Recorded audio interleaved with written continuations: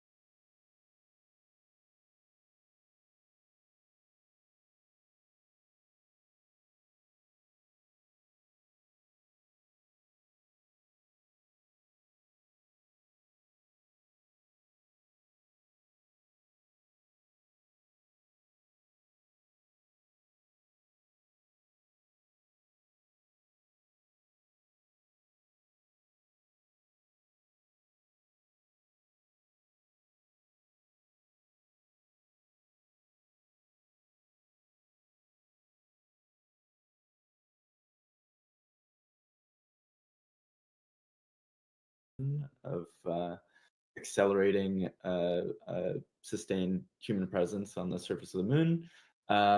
Please submit your contributions there. But that's just quickly wanted to show that.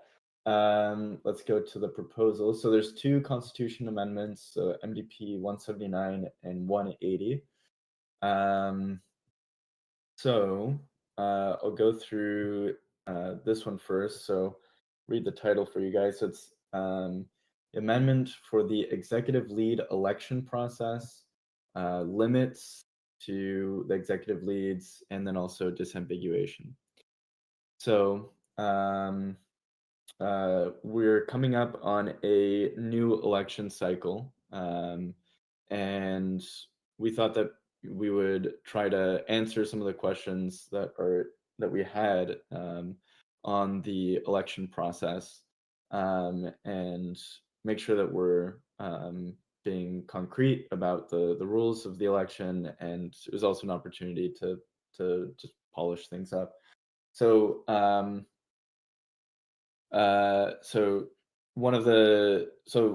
this is maybe like broken up into three parts. The first one is the actual election process. So what we've been doing is we've been electing executive leads on a yearly basis, but that isn't actually defined in the Constitution. It's just a practice that we've adopted, and it seems to be working pretty well. So we think that we should put this into the Constitution itself.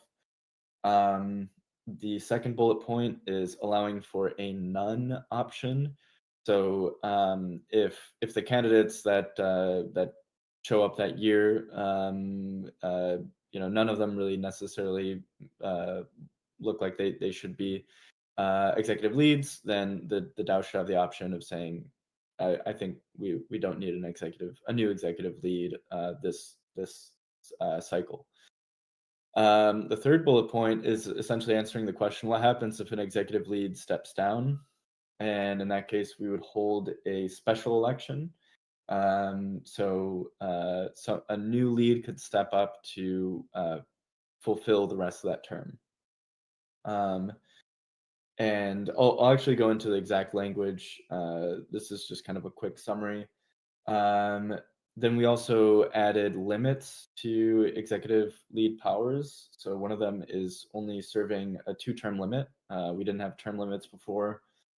And then the other is actually removing executive leads from the Senate to create a greater separation of powers. Right now, executive leads also serve on the Senate.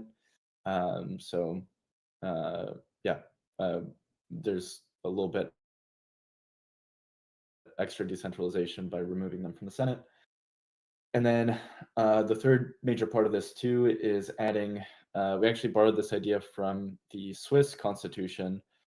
So for those that don't know, Switzerland kind of has this very decentralized model of governance where each of the different cantons, I believe they're called, basically each of the regions have their own president, and then they rotate between those presidents with a role called the primus inter pares, which means the primary among equals. So all the executive leads share power, so they each have all of the same powers within the Constitution. However, we thought it would be useful to disambiguate essentially a primary person who, in Switzerland's case, does kind of diplomacy on behalf of Switzerland. So rather than like dealing with the 7 presidents, you just talk to one, and then they do the sort of foreign affairs or whatever. The other thing in Switzerland is they chair their meetings. So in our case, that'd be kind of like the Senate meetings. So yeah, and essentially the way that it's defined in the Constitution, this primus inter pares, their primary obligation is to manage and execute the budget of the DAO that is allocated towards the executive branch. So just kind of going into some of the history, we defined the executive branch, and there was no budget associated with the executive branch for a while.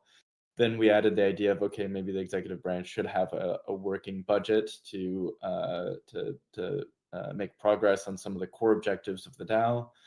And with that comes basically a ton of decisions and a big decision tree. And so we thought it'd be useful to essentially have the management of that budget rely on the primus inter pares's like final judgment.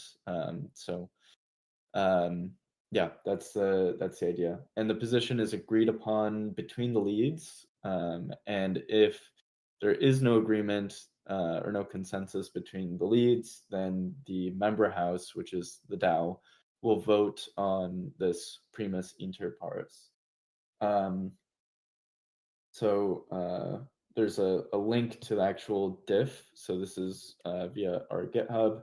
You can see the exact language changes. Another component of this is we took this opportunity to change the term astronaut, which we were using before we had literal astronauts within MoonDAO, to executive lead, just to make sure that's clear that we're not talking about Iman, who's in the audience here, but we're talking about executive leads within the organization. Same with project leads. This one you can ignore, and I'll get into this in the next proposal.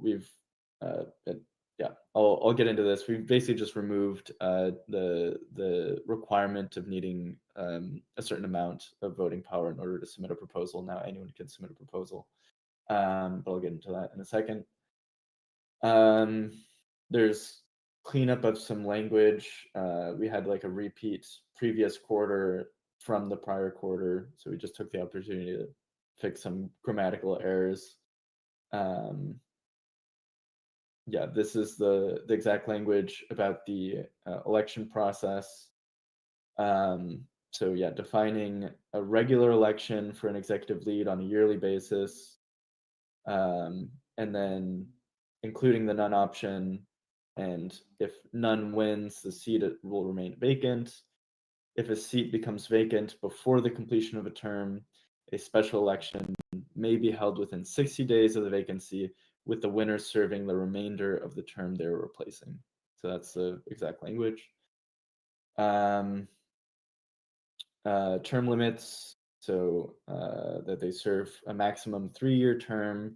After their first term expires, they may go up for re-election in one of the regular yearly elections.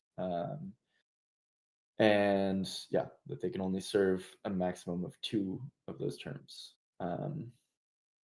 The primus inter pares, so one person in charge of managing the yearly budget, selected on a yearly basis based off consensus of the executive leads. If no consensus is found within 14 days of the election ending, then they're selected by the member house via a ranked choice vote.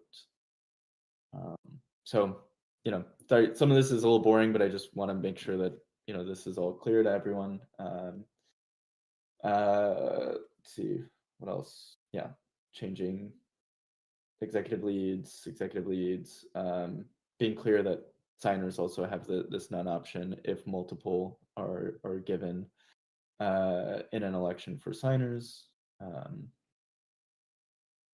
Yeah, and then the rest of this is just changing things to executive lead and project lead versus Rocketeer. So that's it for this proposal.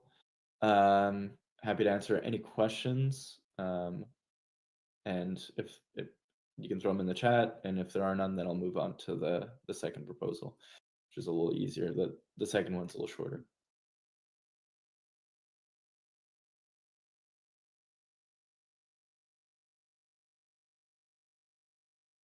See one person typing, so give it a sec.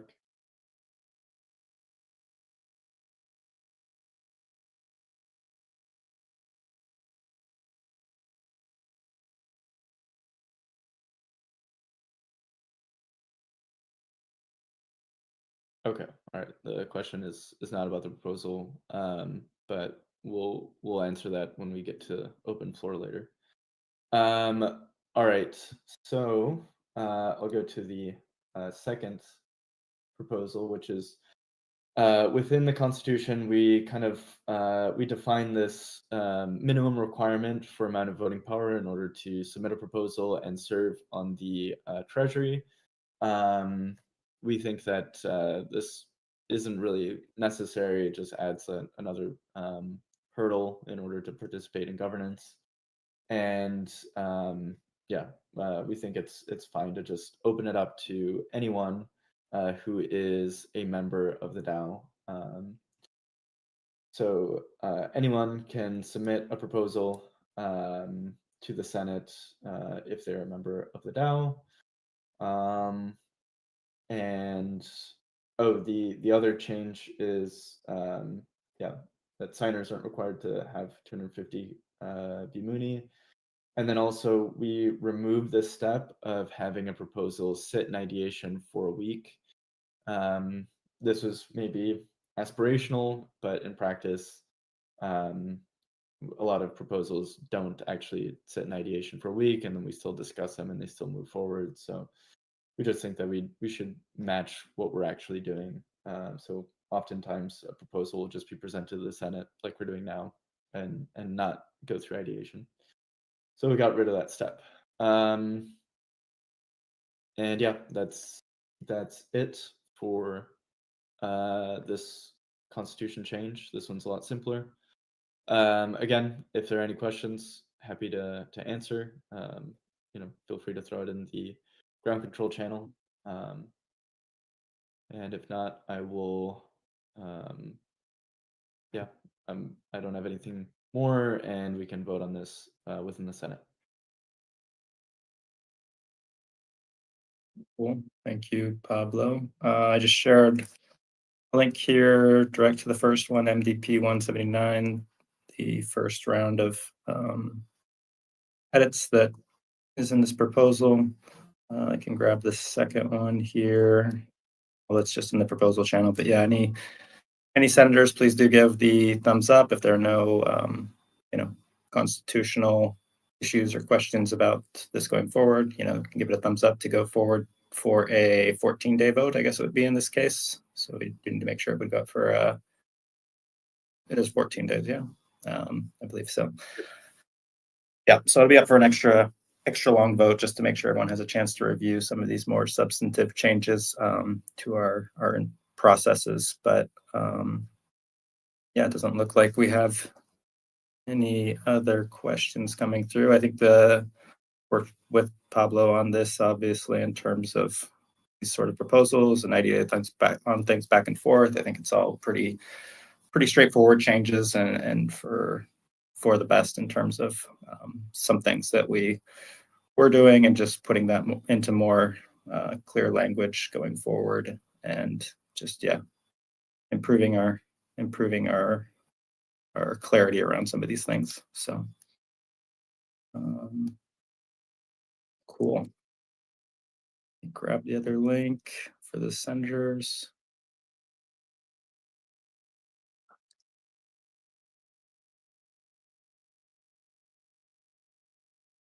Awesome. We've got the 2 up there for the senators. Please give a thumbs up, thumbs down. When those clear the temp control, they would go up for a vote later today. Cool. All right. Well, we will shift gears then to project roundtable updates. We can invite Anna up. So Bob, it's been a while. Hey, Anna, how's it going? Hey. How are you guys? Good. Good to see you again. Yeah. So just a few days ago. Sure. Yeah. So just a few days ago, we had our first kickoff meeting, and we assigned tasks. For example, Eliza, I connected her with one of the historians that we're interviewing for the paper. He wrote the book Making Artwork: How Cold War Artists and Engineers Forged a New Creative Culture. I read the book. I recommend it as an audiobook. It's a really great book. But we're basically going to interview him and get some quotes and dig into some of the research that was interesting. And then we are doing some interesting data analysis that Bob can talk about.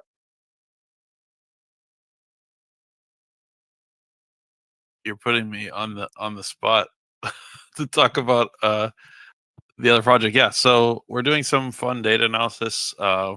Specifically, we're starting to look at like word association and the influence of the co-influence of art and science and engineering together. One example of what we're doing is looking at like education initiatives like STEM and in prevalence and use in the latter half of the last century. So yeah, some cool stuff just on publicly data. And we're sort of like tying it into the ground research that Anna had done. So cool stuff coming. Hopefully we'll have a draft, a pretty good draft of our paper and presentation. And I think we talked with Anna about doing a rehearsal of the presentation for the DAO before she goes to IAC. So cool stuff coming out of our team. Yeah, and then just logistically, flights were bought and IC tickets were bought, which is really cool. So thank you guys. Awesome. Yeah, thank you. Yeah, keep us updated on the like the presentation you want to give before IAC. Figure out a good time to get you slotted in. That would be super cool. Yeah, Bob, any updates on WBA? Yeah, so we have exactly 10 people interested right now. So at least, if assuming everyone applies, 100% of the money will be utilized. So hurdle 1 done. About half of the wallets have been funded as of this meeting, and then I've already spoken to NameDucket to get the remainder of them approved. And then we have 1 application that's completed. So Andrew and Iman, please, and anyone else that's listening that's in our review committee, please start to review. I'll have some instructions for the review committee certainly by the weekend, hopefully later today. It's pretty simple, just 1 to 5 rating on a few categories, and then some automatic ratings based on country of origin. These are all questions that were in the application form. You know, just trying to learn more about like people's inspiration, what they hope to do as an impact, and then also their economic need. And then also we're rating the applicants based on their country of origin, just because we want to promote lesser economically developed country participation to the extent possible. So trying to equally weight all of those categories. So I think I've come up with a pretty fair rating system, and then we'll just average everyone's ratings, and then the top 10 applicants, assuming that they're more than 10, will present to the DAO. I think I'm going to leave the applications open till the end of July. We had some delay in the DAO selection process, which has just delayed everybody submitting applications. A couple of people have dropped out, so it's been a little complicated. So I think we're going to leave applications open for the next month or so. If somebody has like a pressing need, I might give them an extension beyond then. But the intention would be to have the applications close in July, and then hopefully we're rating them as they come in, so that by July we can meet and know who the top 10% are, and then in August we can have everybody come present to the town hall or give us a video like interview, and then have the DAO vote on the top 3 candidates for the first, second, and third prize. So pretty exciting. Really excited to see their work going on, and really excited to support all the candidates, because I know very many of them, without the economic support they're getting from us or from other sources, would not be able to otherwise attend. So pretty good to see the impact there. But that's all the updates I had. We're going strong, and I'm very happy that at least 10 people have shown interest. I know there's a couple more people that are, that have expressed interest but haven't applied yet. So working on endless nagging of, hey, free money, please apply. So yeah, but that's all I had. Cool. Awesome, Bob. Yeah, sounds like you're in great progress. Good to hear the updates there. Excited to see excited to see people excited about this and applying for the opportunity. That's really, really cool. Yeah, Titan and Iman were asking here in the chat too for a link and directions from you, Bob, when you have a chance. So be sure to send that their way. Cool. Pablo, not to call you out, but I don't know if you wanted to share anything on the EV side, since we have that in the project side of things now. Sure. Yeah, so let's see. The major threads right now on the EB end are shepherding in our first user of the Launchpad. So yeah, helping a new initiative raise funds via MoonDAO, and kind of having that be our flagship Launchpad raise that can help other people kind of dream and imagine what they might use this Launchpad for. So that's been kind of our main thread. Happening as well are a bunch of updates to the website. I kind of showed some of them already, but there's been a lot of activity and just polishing up a ton of the site, making sure everything is really, really, really solid, especially as we're like launching this new fundraiser and expecting some new traffic to the MoonDAO website and to the Launchpad.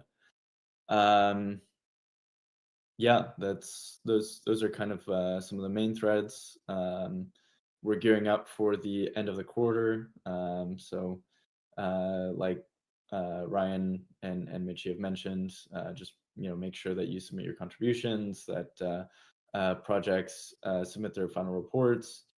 And then I guess something I'd also say is start thinking about great projects for next quarter. So we only have 3 projects this quarter, which it's relatively low, and they're sharing a pretty substantial pool of rewards that we emit every quarter. I believe that this quarter it's like $40,000, right? So in ETH, and then there's also vMooney that's being distributed, which is here, and I'll share my screen so you guys can actually look at this.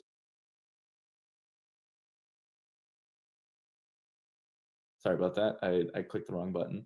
I clicked leave stage instead of showing you guys my screen. So I just want to make sure you guys see this. Well, I guess ETH price fluctuates, so it's a little under 40K, and then a pretty substantial amount of Mooney as well. So I mean, you can see the current projects that are active. This is up for grabs. So if you have ideas for projects that could that MoonDAO would support, and I mean, to think under the umbrella of projects that would accelerate sustained human presence on the moon. They don't necessarily need to be projects that just improve MoonDAO, but this could be I don't know, studies on landing pads. It could be a prospecting mission. It could be a bunch of different things that MoonDAO can help contribute to. You can create your team. You can use the Launchpad to raise funds, and then have MoonDAO itself contribute directly to your campaign in the Launchpad. And then you have the ability to get some of these rewards too. So there's a lot of different ways that MoonDAO can support your work, and support any ideas that people have within the community. And yeah, just want to make sure that we're really, really, really communicating this. I think we're doing a better job of showing this on the website, how to create a project, click this handy button. Yeah, again, this is a substantial amount of money that we emit every quarter to support projects. Just want to make sure everyone here is aware of that. We do this for the community. We do this to enable and accelerate your guys's ideas, so that we can accelerate a lunar base. So yeah, I'll stop pushing on this, but I just want to make sure it's crystal clear to everyone, and I'll probably just continue repeating this until we get more and more projects. As piggybacking on that too, Pablo, just of that amount, there's a 10% set aside for individual community contributions. I did share that a little bit earlier, although there's more people here right now. So yeah, any sort of independent work that you guys have done, whether it's a space related meetup or something cool, video or socials or anything that's just kind of related to pushing the mission forward, you're part of MoonDAO, part of the network, you can submit those contributions permissionlessly in that moondao.com/contribute portal and get rewarded from the community. You know, we've had some cool contributions already. We've had some really cool ones in past quarters too, and just want to encourage everybody to get those contributions here in the next week and a half or so. Again, they don't need to be directly tied to MoonDAO, but just space related and advancing the MoonDAO mission of, you know, making humanity a multiplanetary species on the moon, Mars, whatever. It's all good. So yeah, please do submit those contributions. I don't mean to cut you off, Pablo. Is there anything else you wanted to share? No, that's it. But yeah, I mean, Phil's question, we get this question all the time, so I think just worth repeating one more time. No, it's anything that falls within the umbrella of our mission.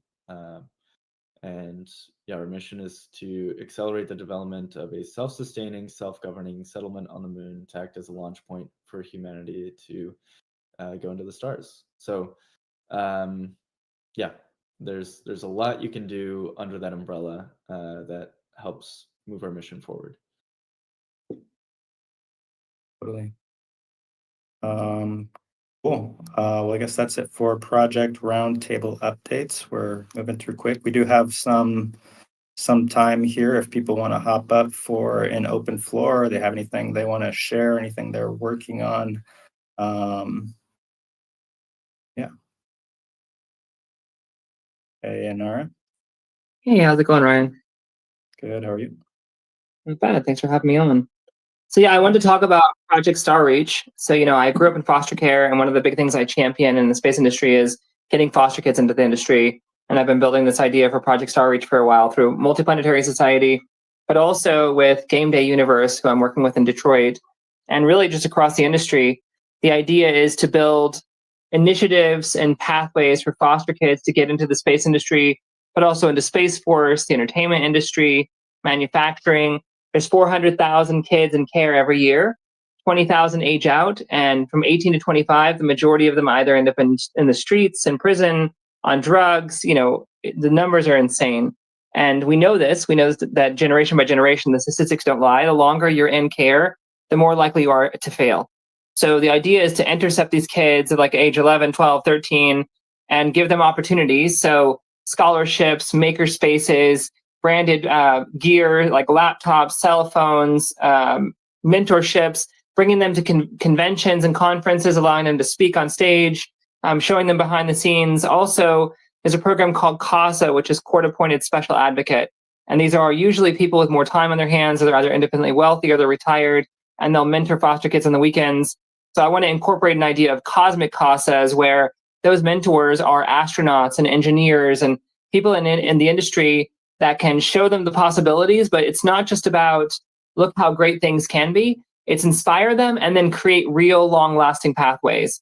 And the flip side of that is, it's not so much charity as it is smart thinking, because the industry is constantly worried about not having enough employees, not having the right trained employees. Well, we can build those employees. We can build a kind of like mining town environment of, we care about you today, and you're going to be amazing employees for us tomorrow. So we can go to Space Force, SpaceX, Axiom, Blue Origin, and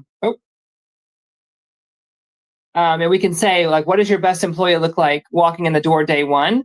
And help us, you know, fund us and help us build that curriculum, and we'll create those employees for you. So that's kind of in a nutshell, but I would love to bring that to MoonDAO for sure. Cool. Yeah, thanks for sharing, Nara. Obviously, yeah, anybody here in the audience too that you know, this idea resonates with, or you think you can help Nara in any way, definitely reach out directly. You can keep the dialogue going too in the ideation channel. I saw you asking questions earlier, just generally about like how to get started. So, you know, with MoonDAO, how we work, all that. But ideation is one place where we start like fostering these ideas, just loose ideas. They don't have to be like super defined at this point in time. Just, you know, throw out a kind of general thing, and then. Well, the project's already running, so I already had a sit down. I had a sit down with Gwen Shotwell. She likes the idea.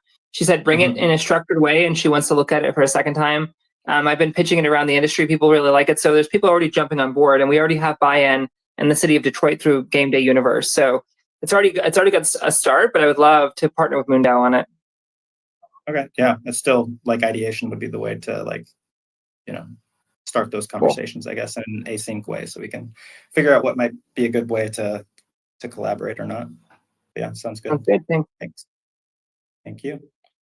Cool. Anybody else in the audience want to pop up and share anything they're working on or have some cool space-related news?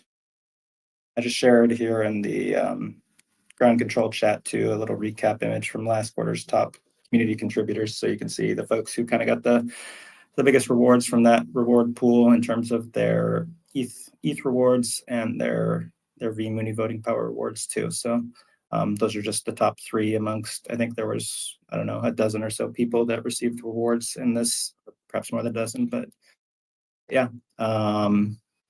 Also, the contributions are now getting posted directly into the general channel, so you can scroll through there. There's notifications that happen. So you can see what other people are contributing to get ideas of, kind of the things that other people are working on and submitting for consideration to the DAO. So that can be helpful. Cool. Well, it doesn't look like we have anybody else jumping up at the chance to hop on stage. So I guess we can wrap things up here.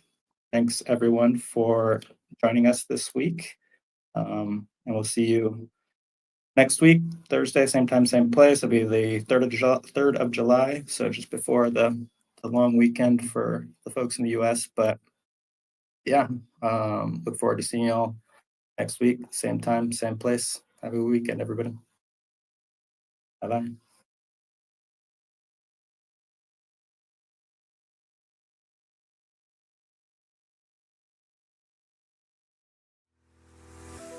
Welcome to MoonDAO, a revolutionary governance model and mission-oriented community that's reshaping collaboration in the space industry. Our mission is to create a self-sustaining, self-governing settlement on the moon to act as a launch point into the cosmos. MoonDAO is governed like a nation, with its own economy, constitution, voting system, treasury, elections, and senate, but internet native, and so without the limitations of geography. In 2022, we sent our first member to space, showcasing our model's capacity for real-world impact. Now, we're implementing key solutions for global collaboration in the space industry. We offer a borderless, permissionless platform that enables everyday people to participate in the future of space development and exploration. Be part of our lunar legacy and join the MoonDAO movement today.